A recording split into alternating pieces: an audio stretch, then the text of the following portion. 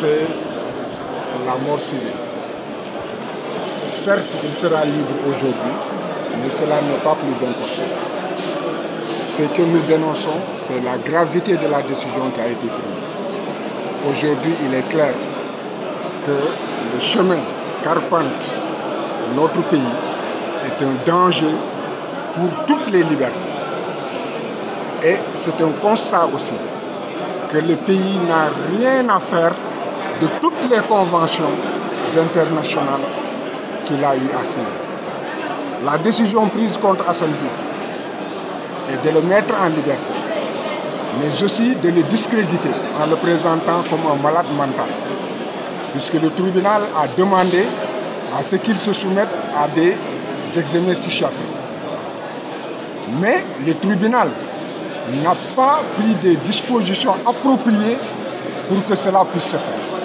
Ce qui veut dire que c'est une décision qui n'a pas de sens et qui n'est pas applicable, qu'on ne peut pas en fait respecter. La deuxième chose, il a été décrété sa mort civile, en violation de toutes les conventions internationales et de la Constitution. Privation du droit d'association, privation du droit de parole, privation du droit d'expression, privation du droit d'avoir une opinion, privation de s'adresser à d'apparaître dans une télévision, de parler à la radio et même de paraître dans des vidéos. Vous voyez que l'ensemble des libertés, n'est-ce pas, des droits d'Assane ont été confisqués, ce qui en fait correspond à une mort civile et cela est inacceptable.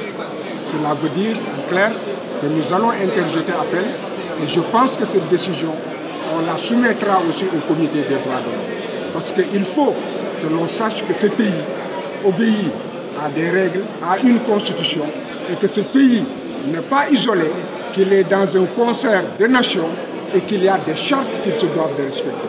Cette décision n'est pas une décision juridictionnelle, c'est une décision politique qui a été prise. Et tout le monde sait comment est-ce que par des mensonges d'État, Assane a été livré à l'État sénégalais et comment est-ce qu'on a fomenté, on l'a provoqué, comment dirais-je, au niveau du commissariat pour pouvoir l'arrêter et le mettre en détention. Nous avons vu que malgré que la loi ait donné des délais impératifs pour qu'il soit jugé, il a été maltraité, il a été brutalisé, on lui a fracassé la jambe. Il a fallu que la CEDEAO soit saisie pour que son dossier soit programmé. Donc que personne ne se trompe.